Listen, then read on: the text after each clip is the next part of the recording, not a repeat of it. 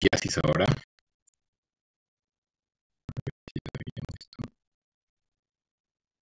¿Está bien en internet? ¿Pasa bien la diapo? Sí, doctor. Me avisan ya.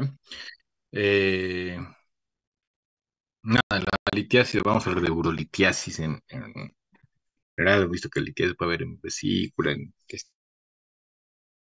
intestinal. De la vejiga es otra manera de producirse la litiasis más por retención. Esta vamos a hablar de una enfermedad que se debe a un trastorno metabólico y que se origina en los riñones. ¿Bien?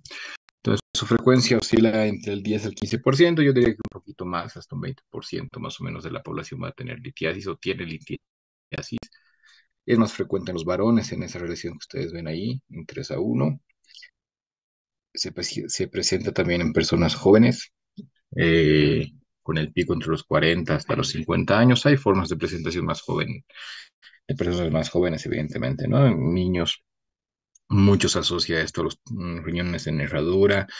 Y otra patología que es frecuente en niños es la estenosis de la unión piel-ureteral, que eso puede provocar una renal.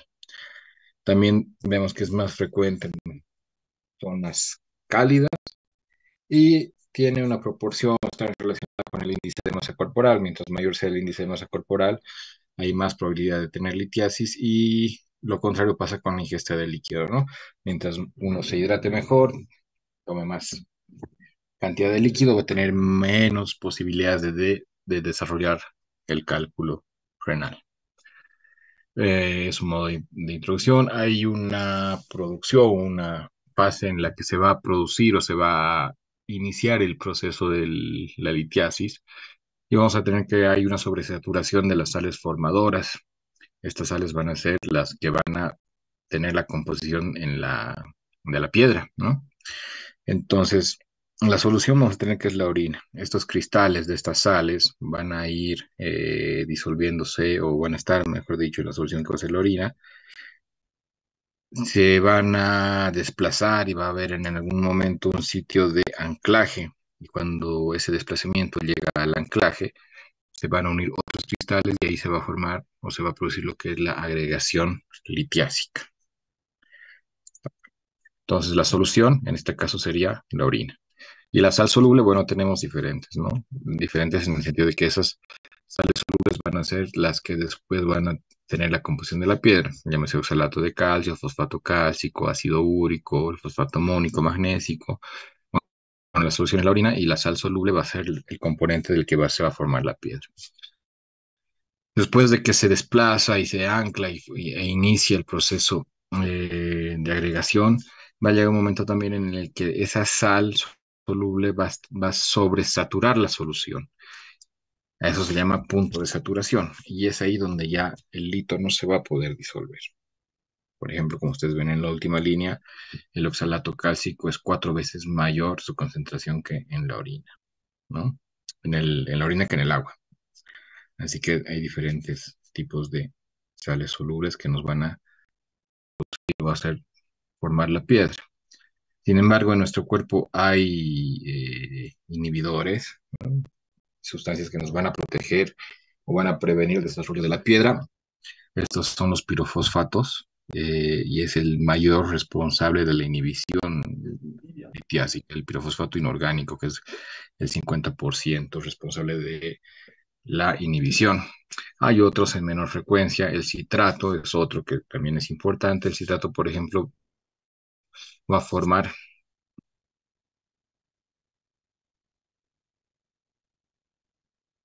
el citrato, por ejemplo, va a formar complejos con el calcio, Recording in y al formar progress. estos complejos va a disminuir la disponibilidad del calcio. Entonces va a disminuir también, o va a inhibir en cierta manera, la precipitación espontánea del oxalato y del fosfato cálcico. Tenemos otros, el magnesio también va a formar complejos con el oxalato, va a disminuir su concentración, va a disminuir la velocidad de crecimiento de los cristales.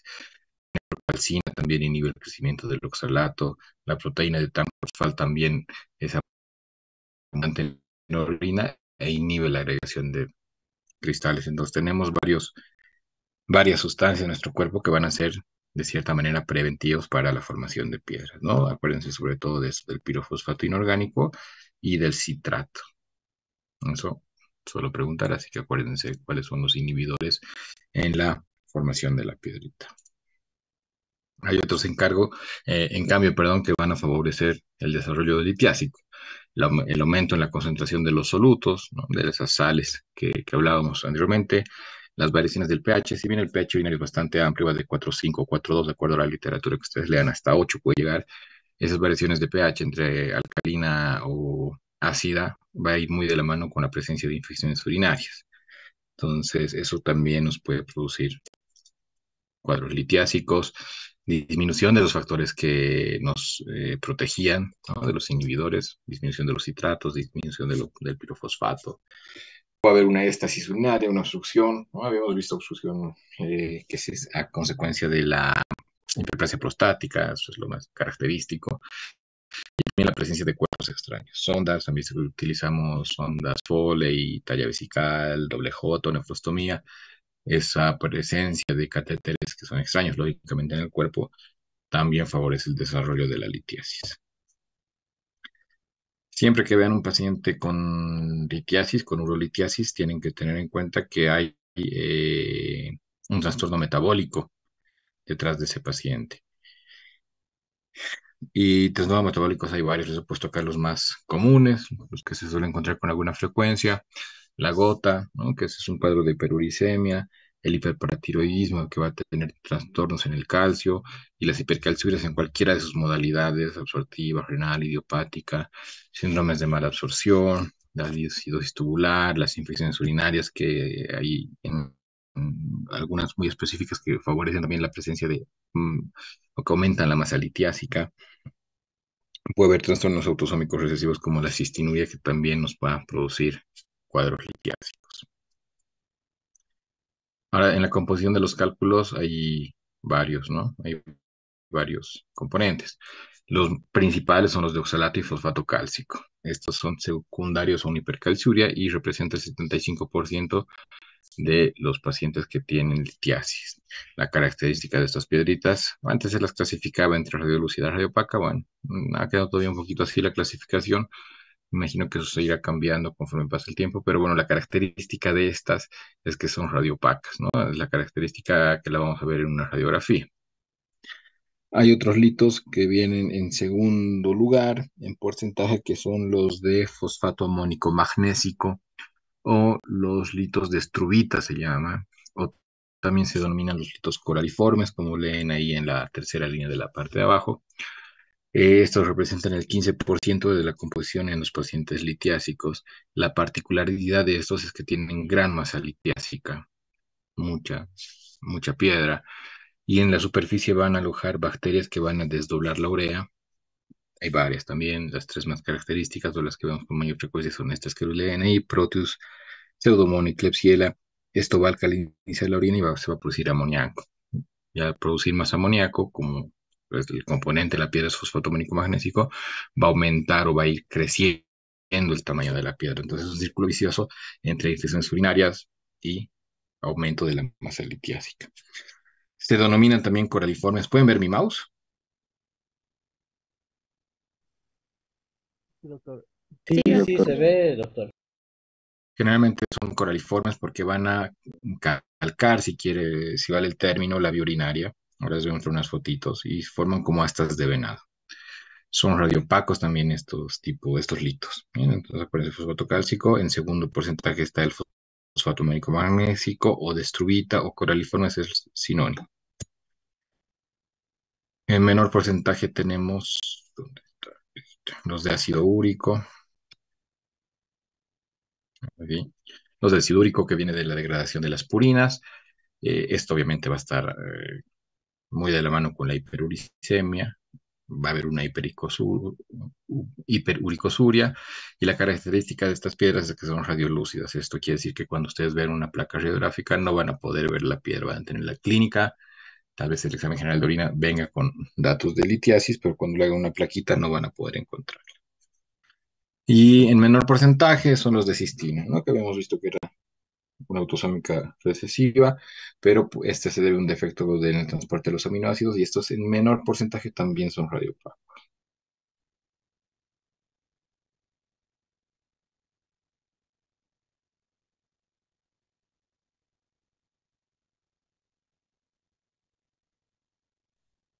Eh, Podemos tener en nuestro cuerpo igual algunos factores, ¿no? Que pueden favorecer la presencia de la litiasis, las estenosis, ¿no? La piel ureteral, que habíamos dicho que es una patología que se diagnostica generalmente en la etapa pediátrica, que es la disminución del calibre de la unión de la pelvis renal con el uréter, ¿no? Es una patología bastante frecuente.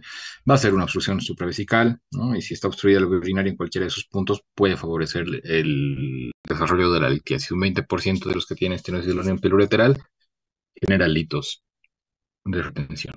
Los riñones en herradura, que hemos visto que es un defecto en la migración del riñón nada más, que está unido en el polo inferior por lo general. Cuando tiene una incisión alta del uréter, también hay más posibilidades de que desarrolle litiasis. La poliquistosis renal, si ustedes se acuerdan, era una alteración en el que se presentaba una disrupción del parénquima renal, se van a presentar quistes. Esos quistes pueden ir comprimiendo la vía excretora y al haber una retención también ahí, ¿no? Un poquito más alta, lógicamente será una dilatación más piélica, será una dilatación más calicial, ¿no? Entonces puede haber un desarrollo de la litiasis también.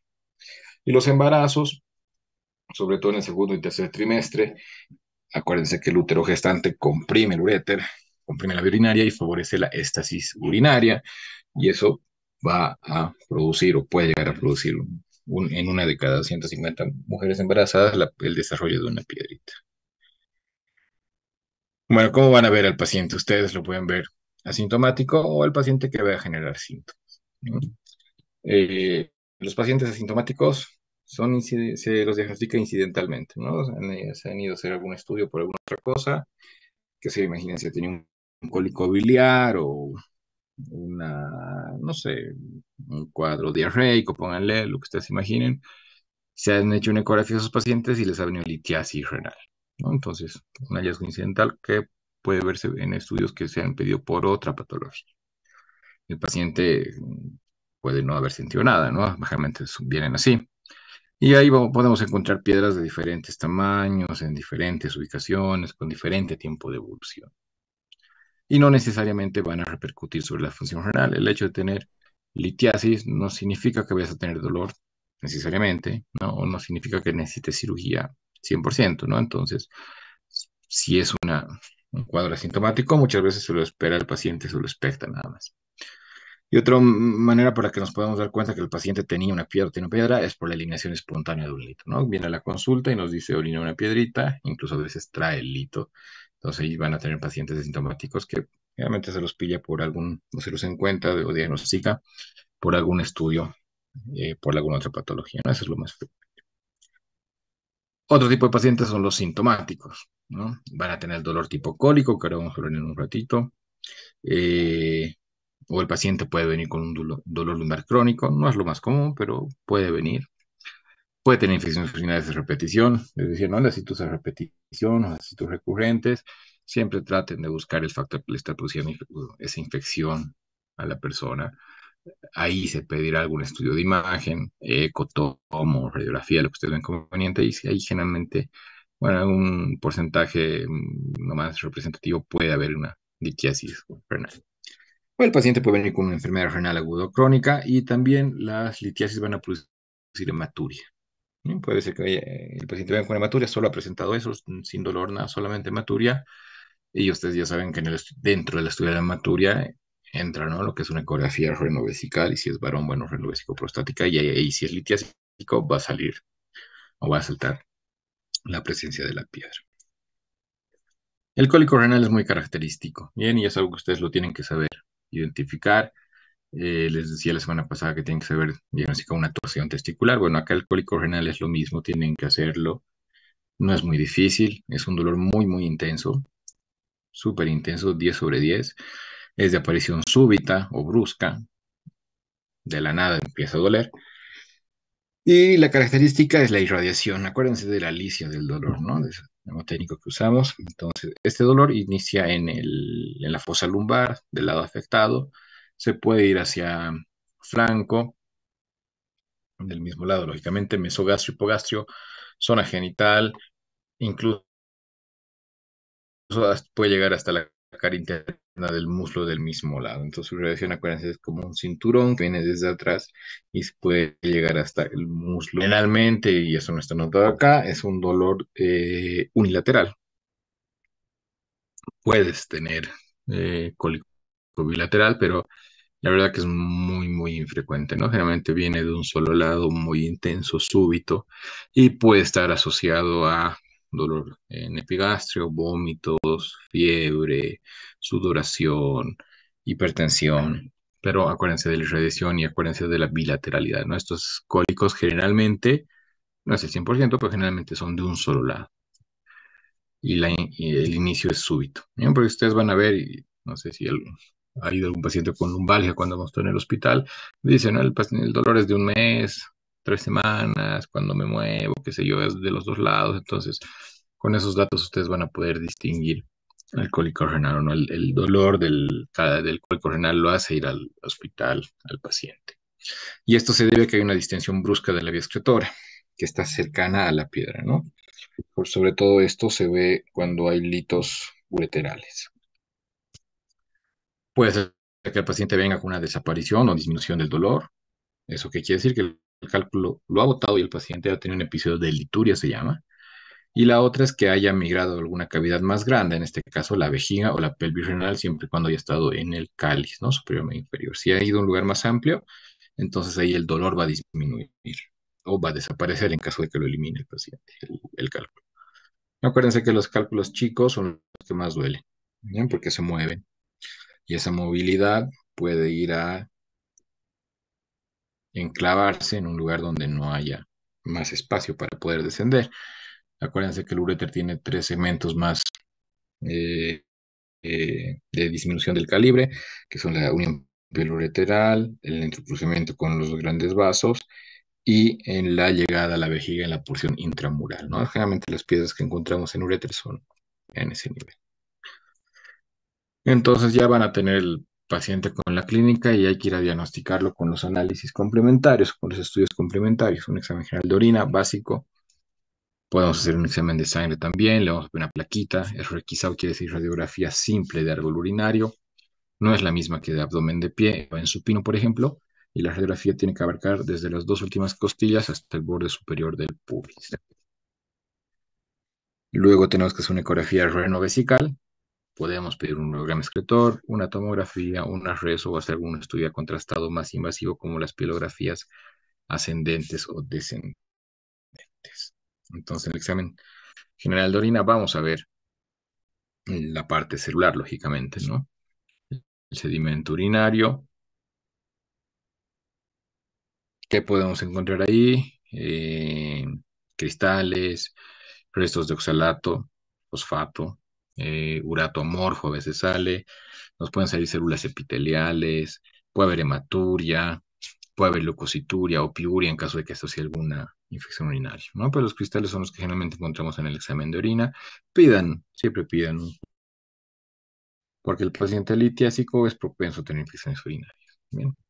Hay un examen igual de orina y de sangre que es parte del estudio metabólico, es lo que se hace cuando uno ya tiene el diagnóstico de litiasis, se lo opera al paciente, se lo resuelve y luego queda hacer este estudio metabólico, ¿no? Es un examen de sangre y de orina, ahí entra lo que es el calcio, magnesio, ácido úrico, urea, crea, paratormona y son los mismos o muy similares eh, las sustancias que vamos a tener que pedir o dosar en orina, ¿no? La creatinina, sodio, magnesio, calcio, pero esto se hace en orina y con esto ya nosotros vamos a poder identificar el trastorno metabólico, el cual está haciendo o cuál ha sido el que ha originado el cuadro litiásico.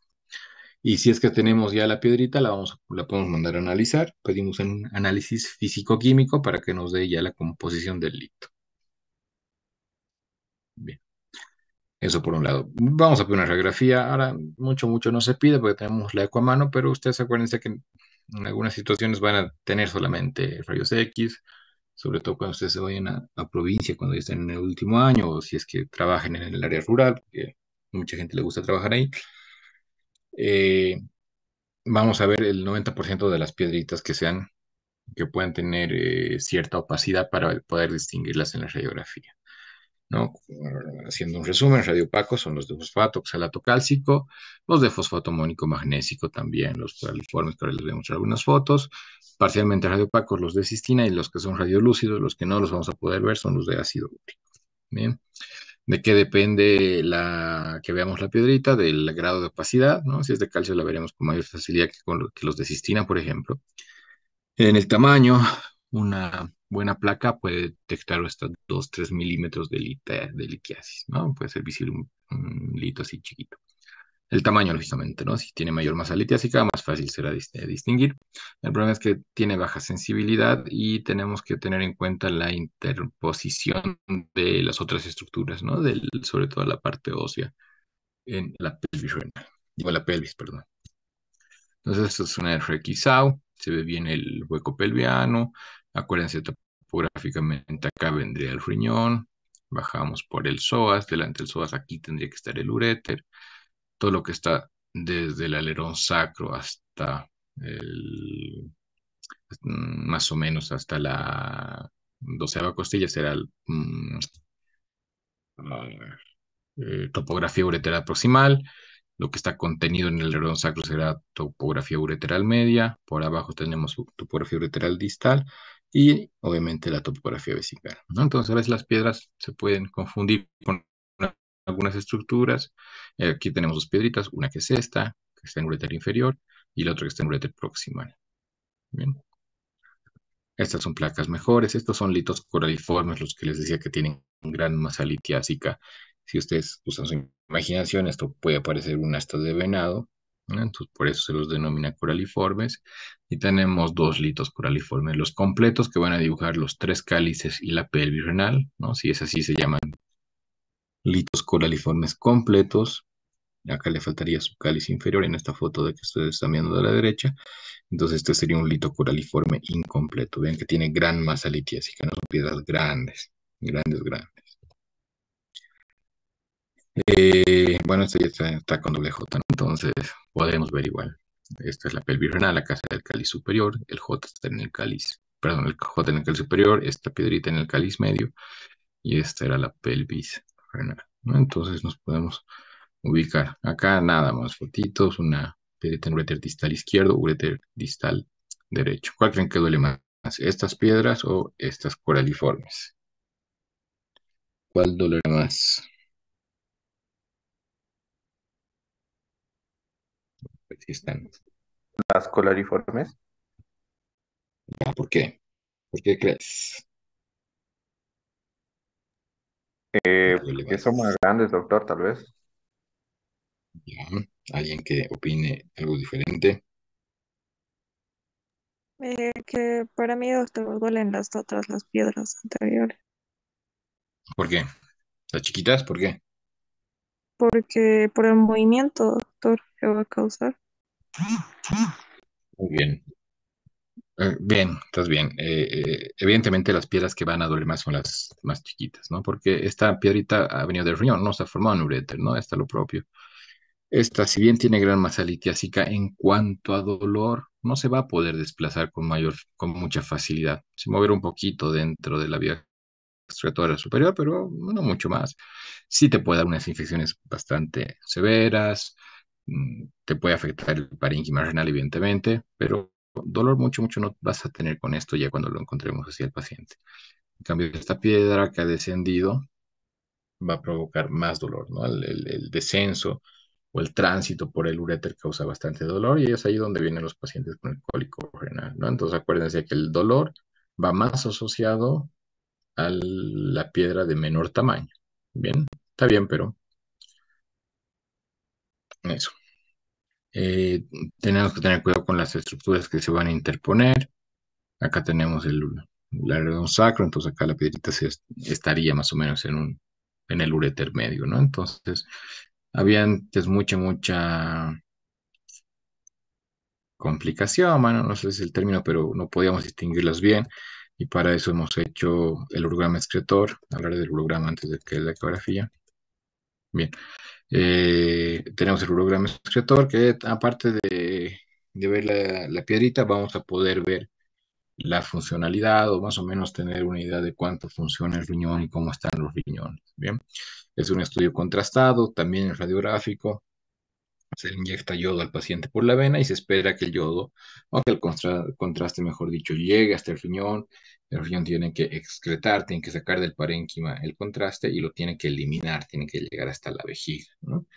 Entonces, es bastante invasivo, hay gente que tiene alergia al yodo, entonces, y aparte con el avenimiento de la tomografía, ya mucho no se hace el programa, pero está descrito en la literatura, ¿no? Entonces teníamos estas discusiones, ¿no? Esta hacer una piedra en ureter proximal o en pelvis renal, ¿no? O imagínense que estuviera acá en el ureter medio, se le inyectaba contraste al paciente y podíamos ver cómo más o menos nos definía bastante bien la localización de la piedrita, ¿no? Está en ureter superior, evidentemente, está lejos de la pelvis renal, y vean cómo podemos ver cómo funciona el riñón, ¿no? Este riñón, el derecho, ya excretado y elimina el contraste ya está en la vejiga, en cambio el otro, el izquierdo que excreta bien porque ya está eliminando todo el contraste, tiene retardo en la eliminación. Esto a la larga va a producir un daño renal, ¿no? Esta otra igual, ¿no? No se veía bien acá la piedrita por la interposición del sacro. Le hacemos el urograma excretor y ven cómo va lastimando, ¿no? Esa tortuosidad que tiene el uréter y habla ya de un cuadro o sea, de larga data, ¿no? El otro riñón al derecho bien y en el izquierdo ya presentamos esas alteraciones estructurales. Entonces, para esto se pide el urograma para localizar bien la, con mayor exactitud el lito. Eh, Vamos a hacer una ecografía, lógicamente, ¿no? La ecografía se la puede diagnosticar también por ecografía, es un método no invasivo. Vamos a ver piedras radiolúcidas y radiopacas, porque aquí vamos a hablar de ecogenicidad. Y la particularidad de la piedra es que va a tener, o van a ser focos o zonas o imagen, mejor dicho, hiperecogénica con sombra acústica posterior. Eso le da la característica a la piedra, ¿no? Eso, cuando hagan una ecografía de vesícula o de vejiga y vean algo así, imagen hiperecogénica con sombra acústica posterior, seguramente estamos hablando de un lito. Lo bueno también de la ecografía es que vamos a ver esto, que es importante, que es el grado de dilatación renal, es el grado de uronefrosis asociada. Y acuérdense que no se ve el uréter por ecografía, ni tampoco la uretra. Bien, acuérdense, eso grábense. Solo vemos riñón y vejiga. El uréter es muy delgado, tiene otras estructuras que van a dificultar la visualización del uréter. Eh, Se lo puede ver cuando haya mucha dilatación, cuando sea una dilatación severa, como en esos urogramas que les he mostrado, ahí se puede ver el uréter proximal, pero si no está dilatado no lo van a poder encontrar. Eh, Lógicamente la ecografía va a depender del operador, ¿no? Algunos le van a hacer una ecografía a un paciente y le van a encontrar 3 piedras de 5 milímetros. Va a otro lado, le van a encontrar 2 piedras de 8 milímetros. Entonces, ese es el problema con la ecografía, no solamente en esta parte renal, sino que, o de litiasis, mejor dicho, sino han visto los chicos que vienen al hospital las variaciones que tenemos entre una ecografía y otra, o con el tacto mismo, porque depende del operador, ¿no? Entonces, pero bueno, también la constitución corporal del paciente y si el equipo es de alta resolución nos va a poder permitir hacer mejor estudio que otros. Acuérdense, foco o imagen hiperecogénica con sombra acústica posterior, alta sensibilidad para detectar la litiasis. Podemos tener situaciones que van a simular calcificaciones vasculares, las papilas desprendidas o los tumores calcificados nos pueden simular litiasis. Bien, una piedra característica en el riñón se la ve así. Este es el hígado, este es el espacio de Morrison, el riñón parénquima renal, el seno renal y la imagen hiperecogénica, que es la que está marcando la flecha, y la sombra acústica posterior que está con ese ahí, ¿no? Se le identifica bastante bien la piedra. Esa, bueno, porque es de un tamaño de ser de 1 centímetro más o menos, ¿no? 1 centímetro y pico. Si es la piedra así, la podemos detectar con bastante precisión. Sin embargo, van a encontrar también ecografías así. Acá, ¿dónde creen que esté la piedra? Primero, ¿tiene piedra o no tiene piedra esta ecografía?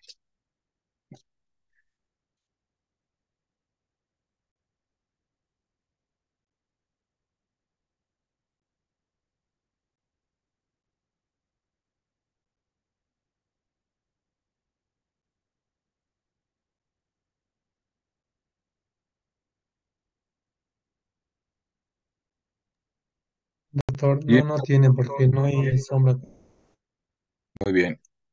¿Y cómo cústica sé, posterior. y cómo sé que tiene litiasis?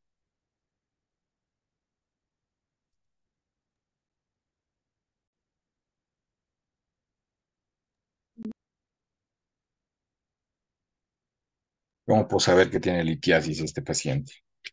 Si no hay piedra, Eh, evidentemente no tiene. puede, puede haber, doctor, Dime, dime. si digamos habría litiasis, tiene que haber la sombra acústica posterior. Ya. Pero este eco no tiene, ¿no? O sea, tiene la imagen epilocogénica, evidentemente acá, qué sé yo, acá le pueden dibujar, digamos, algunas, pero no tiene sombra acústica. Entonces, ¿dónde estará la piedra en este paciente?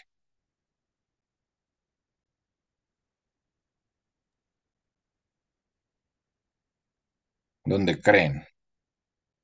En los uretes, doctor. Muy bien, en el uréter nada más, ¿no? En el de este lado, seguramente. ¿Por qué? Porque si está bajando la piedra, está obstruyendo la salida de la orina y eso ustedes lo van a ver con uronefrosis, hidronefrosis. Esta parte anecogénica que tiene aquí al medio es orina retenida. Entonces, si ustedes tienen la clínica con esta eco, no quiere decir que el paciente no sea litiásico, evidentemente. Puede tener la piedra, pero es más probable que la tenga en ureter. O sea, no la van a encontrar porque están haciendo ecografía.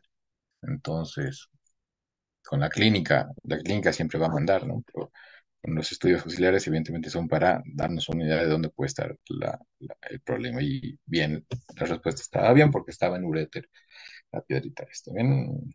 Mm, Todo esto ha sido superado por la tomografía. La tomografía es el gol estándar para el diagnóstico de litiasis renal. Vamos a ver piedras de todo tipo, de todo tamaño, alta sensibilidad, alta especificidad.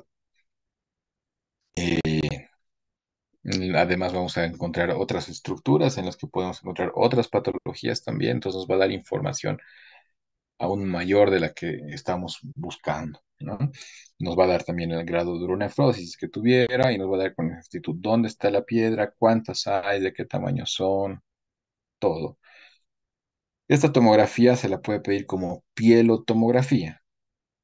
Cuando uno pide una pielotomografía o pielotac o pielotc, quiere decir que le va a hacer una tomografía al paciente para la búsqueda de urolitiasis.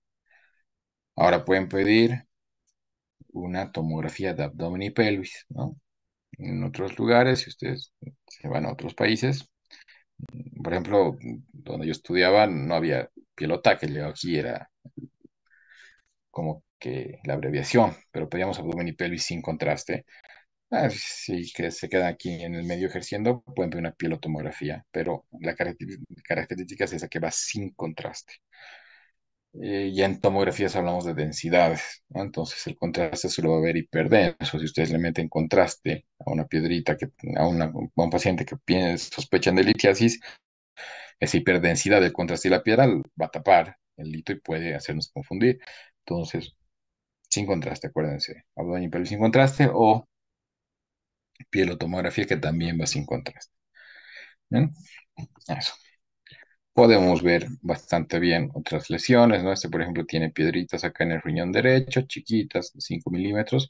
En el otro lado no hay litiasis, ¿no? Aparentemente el riñón está bien, pero tiene su uronefrosis importante. Lo mismo que en la plaquita se ve el psoas, la columna. Esta es la vía excretora del lado izquierdo, la vía excretora del lado de... Perdón, vía excretora del lado izquierdo, vía excretora del lado no, perdón, derecho e izquierdo. El izquierdo es el que está con dilatación pielic, ¿no? Puede haber piedras fusión en el parénquima renal. No está dilatado, pero tiene dos litos acá. El otro riñón está bien. Piedras ureterales distales también podemos encontrar, ¿no? Ureteral media sería esta porque más o menos está contenido en el alerón sacro. Podemos ver otras lesiones, ¿no? Acá, por ejemplo, tenemos el parénquima. Vean como una piedra esta que estaba piélica va lastimando el riñón. Esa dilatación renal que es prolongada por mucho, mucho tiempo, va a ir produciendo la compresión del parénquima, ¿no? El parénquima en esta tomografía está bastante comprometido, casi que no tiene parénquima. Y vean que el parénquima renal más bien está reemplazado por orina, que vendría a ser más o menos pus por la densidad que tiene esta imagen y la presencia de aire en el riñón les habla de un compromiso infeccioso bastante severo, ¿no? Entonces, con esas tomas, incluso más allá de la piedra, podemos decir, bueno, a este paciente, a este en particular, hay que hacerle una nefrectomía porque ya el riñón no anda. En una piedrita tan chiquita, como va dilatando, ya en esta toma se ve bien cómo dilata toda la vía urinaria, ¿no? Esta es una etapa temprana porque solamente tiene dilatación piélica, no están los cálices dilatados. En esta tomo, más o menos, ¿dónde está? Está. La piedrita vendría a ser esta, ¿no? Más o menos. El riñón estaría acá. ¿Qué le vende raro al otro riñón? A ver si alguien le pilla. No tiene piedra, pero tiene algo.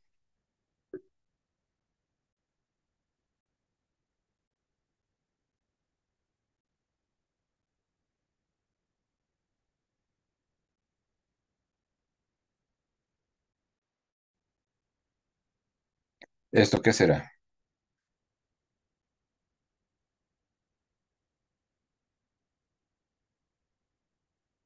Esta Una línea. arteria renal. Muy bien. Parece, ¿no? La arteria renal. Te Ajá. diría vena, pero no. Como que desemboca acá en la aorta. Entonces, ¿cuál será la particularidad de este riñón? Pues decía, no podemos ver otras lesiones también. Un aneurisma. No, no está negro. No tiene aneurisma en la arteria.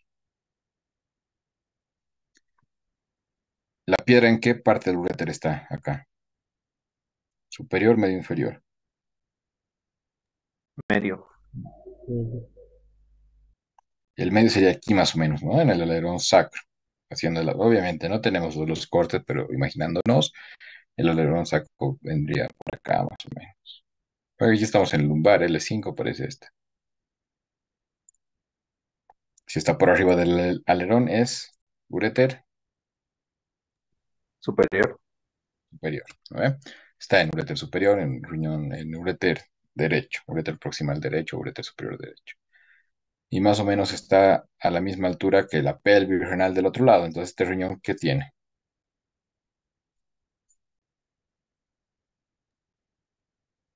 Es la misma longitud de uréter, ¿no? De acá. Incluso la arteria está como que rara, ¿no? En su trayectoria. Está más Una oblicua. autosis renal. Muy bien, una tosis renal. Este riñón está descendido, puede ser que este no haya migrado con tanta efectividad como el otro. Entonces podemos ver alguna lesión asociada, ¿no? Este paciente puede tener cólico también porque está dentro de la sintomatología de la tosis renal, pero nos da esas características de la tomografía, ¿no? Aparte de las piedras, podemos encontrar, qué sé yo, quistes hepáticos, quistes renales, aneurismas, tosis, alguna riñones en herradura, qué sé yo, entonces pues, nos da más información. Y podemos encontrar piedras, vean esta piedra grandota, generalmente piedras que pueden descender al uréter, hablamos máximo de 7 milímetros, esta tiene más, lógicamente deberá ser un centímetro y pico, pero hay casos así, ¿no? Piedras chicas, va de todo tamaño, entonces este ya está más comprometido, ¿no? En diferencia de la anterior tomografía, ya tiene más data esta obstrucción porque ven que ya está dilatando los cálices renales, ¿no? El anterior no tenía, este sí tiene dilatación calicial.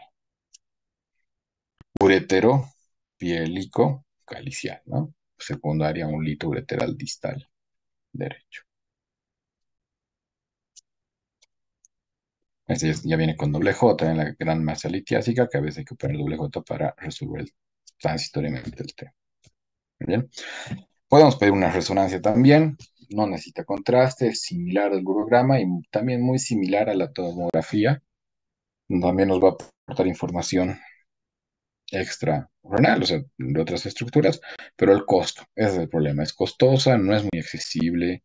Si ustedes piden una rezo a las 3 de la mañana, no se lo van a hacer, ¿no? Entonces, por accesibilidad la tomo y por información que da la tomo en la tomografía, es el estándar para el diagnóstico de litiasis. Bien, se puede también pedir rezo, no está mal, pero en practicidad es mejor la tomografía. Bien, vamos a hablar del tratamiento ahora, ya estamos por terminar, vamos a hablar del cólico, del cálculo que lo denominamos viable o no viable. El cólico, nada, acuérdense que es por distensión de la vía excretora, entonces hay que ir a usar AINES. Primero vamos a hacer medidas generales. Calor local, hay que decirle al paciente que haga baños de inmersión con agua caliente o más sencillo que se ponga una bolsita de agua caliente, la que ustedes usan para sus piecitos. Eso se puede poner en la fosa lumbar y con eso el calor lo que va a producir va a ser una dilatación de la musculatura lisa, ¿no? Eso es lo que más o menos buscamos y con eso va a haber una dilatación también de la vía excretora y con eso puede haber una disminución del dolor. En el momento, esto está desordenado tal vez, en el momento del cólico hay que disminuir la ingesta de líquidos. En vez de está con el cólico puesto y el paciente toma más líquido, va a producir más orina y si está obstruido, más le va a doler. ¿No? Entonces, cuando estamos en el episodio del cólico, disminuir la ingesta hídrica, perdón, calor local, son las dos medidas generales. Bien, cuando ya pasa el cólico, ahí, pues, le puede decir al paciente que se hidrate bastante bien para que así pueda también eliminar la piedra. Vamos a hacer AINES, el que ustedes gusten, ibuprofeno, ketoprofeno, ketorolaco, naproxeno, vayan directamente con el AINE, hacemos gradual, ¿no? Vía muscular, endovenosa, o incluso hacemos bloqueo de los nervios abdomino genital mayor y menor, en el caso de que sea necesario, pero el AINE siempre vayan de menor a mayor, ¿de acuerdo? Y si ustedes están en emergencia y el paciente viene con el cólico, pónganle una vía, no sean, eh, no escatimen en eso, porque el paciente, el cólico duele bastante, bastante feo, no sé si alguno le ha dado, pero es un dolor bastante fuerte, ¿no? Entonces, mejor, si ustedes lo tienen, hay pacientes, lógicamente, que no todos son iguales, ¿no? Si lo tienen en emergencias, pónganle una vía y en la vía pónganle un analgésico. Ahora, si lo tienen por consulta, que él tiene un dolor leve, qué sé yo, entonces ahí pueden utilizar la vía oral. Pero primero va el AINE, no se justifica el uso de antiespasmódicos, el antiespasmódico funciona de otra manera, inhibe el reflejo muscarínico, la acción, mejor dicho, así que vamos directo con el AINE. Y en casos de que el dolor persista, podemos instalar un doble J o una nefrostomía de urgencia, ¿no? En caso de que así lo necesitara. Si está asociado, digamos, esa foto que les había mostrado de esta tomografía, acá, ¿no? Acá sería mejor ponerle una nefrostomía, ¿no? Enfriamos el cuadro y luego vamos a nefrectomía. Así más o menos suele pasar. Cuando vean algo así asociado, entonces hay que hacer algún procedimiento invasivo también. Pueden tener fiebre, infecciones, sepsis, afoco urinario, un dolor que no ceda con los analgésicos, ¿no? Incluso podemos llegar a dar tramadol o morfina. Un cólico es bastante, bastante molesto. Y ojo con los pacientes monorrenos, que esos pacientes van a venir si está con una piedra uretral, el paciente va a venir anúrico, ¿no? Con dolor, pero asociada también la anuria, siempre cuando esté en uréter, lógicamente. Entonces, analgésicos, ¿no? Luego vamos a hablar del cálculo viable y del cálculo no viable. Los que viable me refiero a que los puede eliminar el paciente, ¿no? El 95% de las piedritas que miden menos de 4 milímetros, el paciente las va a expulsar y el 50% menores de 6 milímetros, ¿no? Entonces, tiene bastante posibilidad el paciente de que pueda eliminar una piedra, sobre todo si está en uréter. Entonces, la conducta es expectante. Tratar el dolor, lógicamente, con el analgésico que habíamos dicho, con el AINE. Podemos estimular la diuresis. Vayan con ingesta de líquidos nada más. Un diurético, guárdenlo para otra instancia, solamente con la hidratación. Cuando se trate de algún cálculo de ácido úrico, podemos alcalinizar la orina con bicarbonato o citrato de potasio, ¿no? En algunos casos. Y le damos tamsulosina a estos pacientes que tienen piedra en uréter. Entonces, cuando los litos tienen menos de 7 milímetros, puede haber una eliminación espontánea. 25% de los pacientes cuando tienen piedra en uréter proximal o superior los va a eliminar, 45% en el uréter medio y un 70% en el uréter inferior. ¿Bien? ¿Para qué le daremos tamsulosina? ¿Se acuerdan que era la tamsulosina?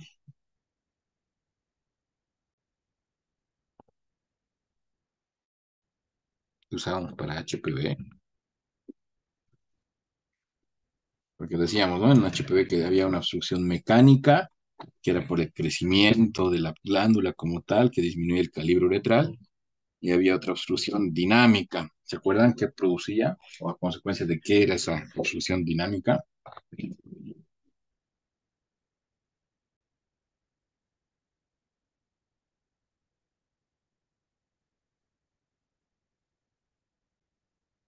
¿Alguien?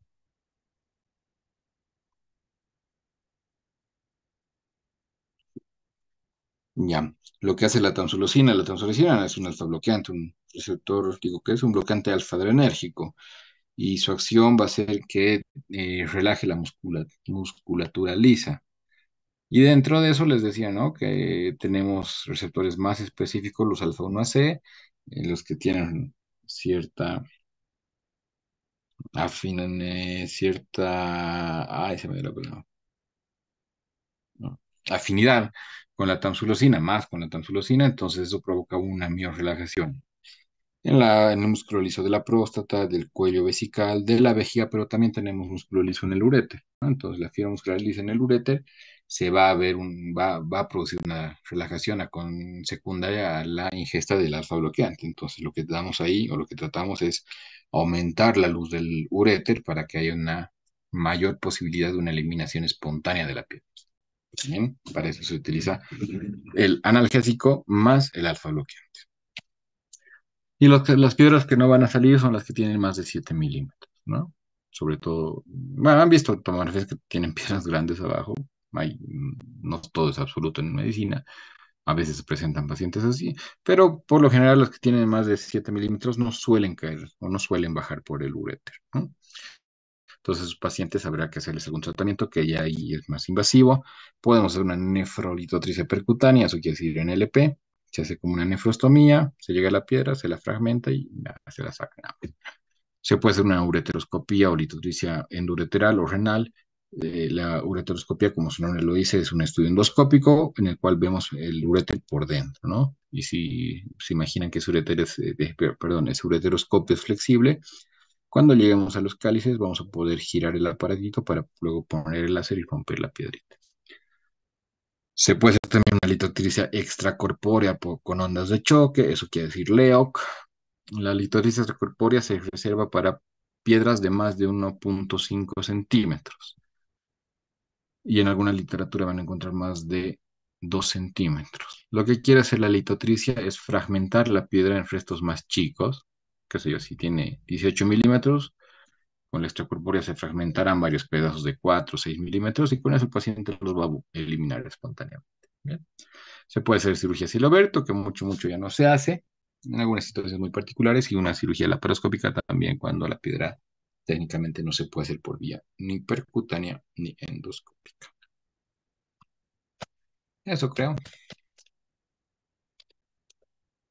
Bien, ¿alguna pregunta, chicos? ¿Alguna duda?